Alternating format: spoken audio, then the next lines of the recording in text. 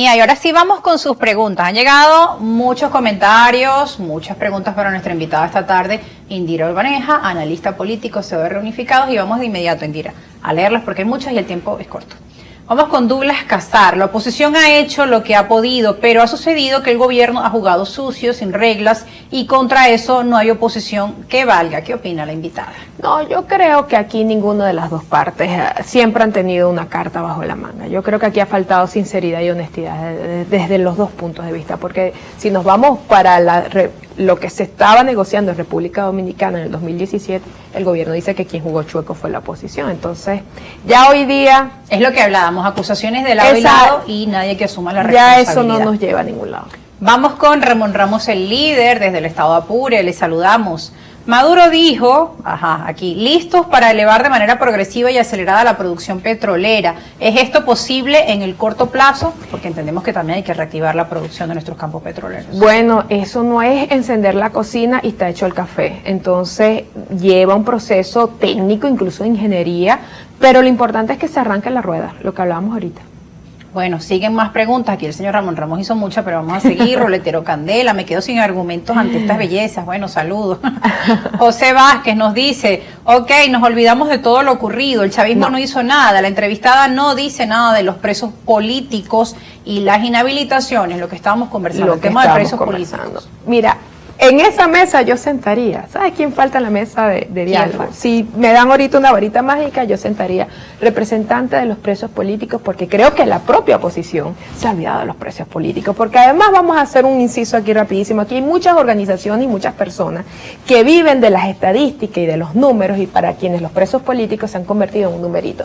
Si hoy Maduro decide abrir y decir, bueno, váyanse todos a su casa, esa gente deja de ganar plata. Entonces han hecho un negocio con eso. Yo sentaría a un familiar de las personas que son consideradas presos políticos, que sus casos se revisen. Yo no soy quien para decir sí o no, que los sienten en la mesa. Yo sentaría a los pensionados, un representante de los pensionados, de los jubilados, y yo sentaría a un representante de las familias que sienten que los derechos humanos de sus seres queridos han sido lesionados. Incluso la oposición de la plataforma unitaria ha sido criticada por no tocar ellos mismos no han defendido, ellos mismos no los han defendido, porque los presos políticos se han convertido en un negocio para ellos. Te repito, mañana Nicolás los suelta a todos y aquí muchas ONG de maletín se caen. Acá el señor Ramón Ramos, el líder, nos dice, ¿cómo cree usted que la Organización de las Naciones Unidas abordará la crisis humanitaria compleja que vive el país cuando hoy vamos en retroceso en cuanto a calidad de vida por la devaluación del salario mínimo en más de un 55%? Es importante decirle al país, hoy se hablaba, incluso Jorge Rodríguez en la rueda de prensa, el presidente Maduro decía más o menos en qué se va a invertir este fondo de la mesa social, los 3.000 millones estos y tantos, hablaba de educación, hablaba de salud, hablaba del sistema eléctrico, pero esto es un paño de agua caliente si no se resuelve el problema de fondo, que es la economía. Si nosotros aquí de verdad, y no la economía de restaurantes, no la economía de tiendas de lujos, no la economía de bodegones, estoy hablando economía, encender fábricas, empezar a producir en Venezuela, desarrollar la industria petroquímica y gasífera en toda su extensión. Si nosotros no apuntalamos a eso, todo lo que podamos hacer se va a diluir. Bien, Indira, nos tenemos que ir rápidamente. Tu mensaje de cara al año que viene, las elecciones primarias de la oposición. Mira, lamentablemente las primarias no va a ser el método mediante el cual la oposición venezolana va a lograr unificarse y presentarle al país una oferta. El problema no es atacarlos por atacarlos, es que eso tiene un problema de consentimiento de fondo y parece y se sigue pintando como un proceso que es de un sector de la oposición representado en el G4 y el interinato, y no un proceso realmente abierto para que la oposición venezolana seleccione un candidato. Por último, yo lo que creo, un mes para que se nos acabe el año. Venimos de días difíciles porque yo no puedo evitar dejar de pensar en la familia venezolana en este diciembre, en quienes todavía tienen la nostalgia por quienes se les fueron, los migrantes, por los que se quedaron en el camino, por los que murieron en el camino, por los que están ahora separados por la distancia, por quienes todavía no resuelven todavía su lista escolar y entonces están preocupados hoy por el niño Jesús.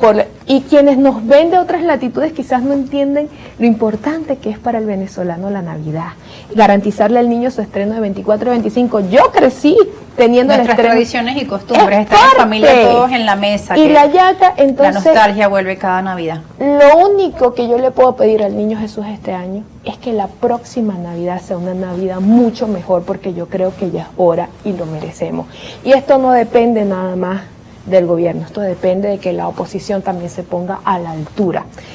Cierro con este mensaje. Si Petro no se hubiese sentado con Uribe cuando decidieron incendiar Colombia, recién tomado posesión Petro, hoy no sé en qué lugar estaría Colombia. Pero ¿cuál es el mensaje? La altura que tuvo Uribe como oposición a Petro. Él dijo, soy opositor a Petro, pero no permitiré que se incendie el país. Si nuestra oposición entiende que ese es el camino, que aunque no esté de acuerdo con Maduro, ni esté de acuerdo con el chavismo ni con el gobierno, pero entiende que no se puede incendiar el país para llegar a Miraflores, yo creo que nos esperan entonces días mejores. Y que esos procesos de negociación obviamente son entre quienes piensan distinto y no entre quienes piensan igual.